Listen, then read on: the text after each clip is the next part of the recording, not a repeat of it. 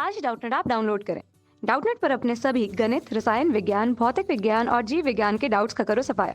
बस प्रश्न की फोटो खींचो, एक ही प्रश्न को क्रॉप करो और तुरंत वीडियो सोल्यूशन पाओ। अभी डाउनलोड करें।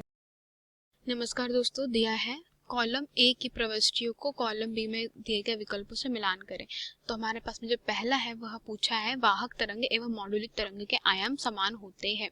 तो क्या होता है हमारे पास में, अगर तो हमारे पास में जो ऑप्शन दिए गया है वह है एनालॉग सिग्नल, दूसरा है चैनल, तीसरा है आयाम मॉड्यूलेशन और चौथा है आवर्ती मॉड्यूलेशन। तो दोस्तों विकल्पों को देखकर हमें यह पता चल जाएगा कि वाहक तरंगे जो होती है वो मॉड्यूलिक तरंग के आयाम क्या होते हैं, समान होते हैं। तो क्या हो रहा है कि हमारी जो वाहक तरंगे हैं, मतलब हमारी जो कैरियर वेव्स है, उसका जो आयाम होता है, मतलब अगर मान लीजिए मेरी कोई वाहक तरंग है मेरी ई, उसका वो मेरा जो उसका जो आयाम है वो ई नॉट है साइन ओमेगा टी, मैंने मान लिया sine omega T plus theta, या फिर इसको फिर फाई से मैं दर्शा देती हूँ। तो अगर मैं इसको फाई से या थीटा से दर्शाऊँ तो ये जो है मेरी ये क्या है, कला है, और ये ओमेगा मेरी क्या है, आयाम है। ठीक है, सॉरी, यह मेरी आवृत्ति है। तो क्या हो रहा है कि आवृत्ति में परिवर्तन हो रहा है, परंतु जो आयाम है हमारी वाहक तरंग का और किसका, मॉड्यूलिक तरंग का, अगर वो समान है तो उसका मतलब क्या होगा कि हमारे पास में कौन सा मॉड्यूलेशन हो रहा है, आयाम मॉड्यूलेशन। मतलब हमारे पास में क्या, आवृत्ति और कला में परिवर्तन हो रहा है।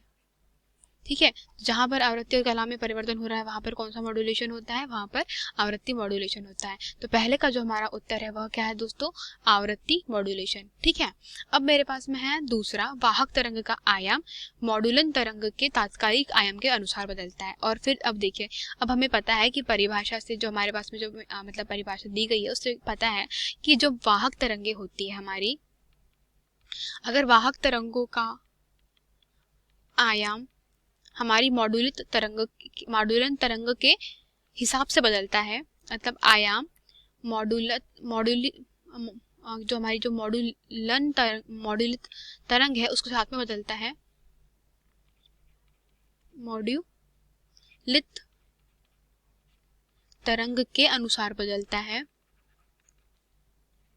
तो क्या होता है, तो वहां पर आयाम मॉड्यूलेशन होता है, क्योंकि वाहक तरंगों का आयाम किसके, मॉड्यूलित तरंगों के आयाम के अनुसार बदल रहा है।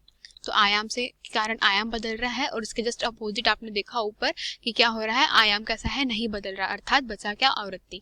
ठीक है, तो इसका क्या हो जाएगा, पहला वाला जो था उसका उत्तर था आवृत्ति, और दूसरे वाले का हो जाएगा हमारे पास में आयाम। अब हमारे पास तीसरा है स्वरित से उत्पन्न ध्वनि। जैसे हमें पता है कि जो ध्वनि होती है वह कैसी होती है, ध्वनि तरंगों के रूप में चलती है, और वो तरंगों के रूप में चलती है, और वो तरंग कैसी होती है, तरंग एक दूसरे को धक्का देने के कारण क्या होती है, यह दोलनों के रूप में भांति आगे बढ़ती है। तो इन दोलनों को क्या कहते हैं हम लोग, एनालॉग सिग्नल। ठीक है, तो इसका उत्तर क्या हुआ हमारा, तीसरे का उत्तर है एनालॉग सिग्नल।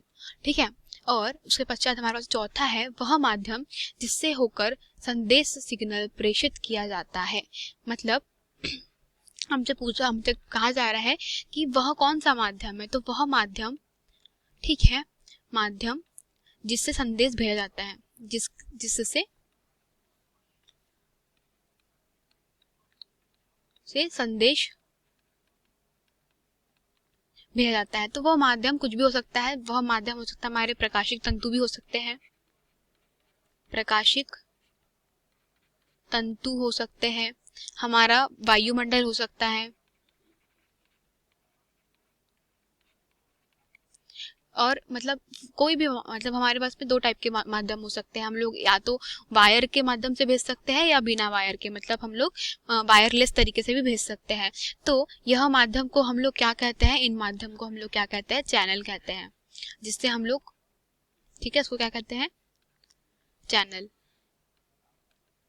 किसी चैनल के ही अंदर हम लोग क्या कर सकते हैं, हमारी विद्युत चुंबकीय तरंगों का प्रसारण या उसको भेज सकते हैं, जिसके कारण क्या होता है, हमारे मतलब हमारा जो संदेश था वह हमारा बहुत दूरी तक प्रसारित भी हो जाता है, और क्या होता है, उसके कारण हमें मिल भी जाता है। तो वह माध्यम जिससे होकर संदेश सिग्नल प्रेषित किया जाता है उसे कहते हैं चैनल। धन्यवाद दोस्तों, हम उम्मीद आशा है कि आपको इनके सभी के एक्सप्लेनेशन समझ आए होंगे। कक्षा 6ठी से 12वीं से लेकर नीट, IIT, JEE वो एडवांस के लेवल तक 1 करोड़ से ज्यादा छात्रों का भरोसा। आज ही डाउनलोड करें डाउटनेट ऐप या व्हाट्सएप करें अपने सारे डाउट्स 8400 400 400 पर।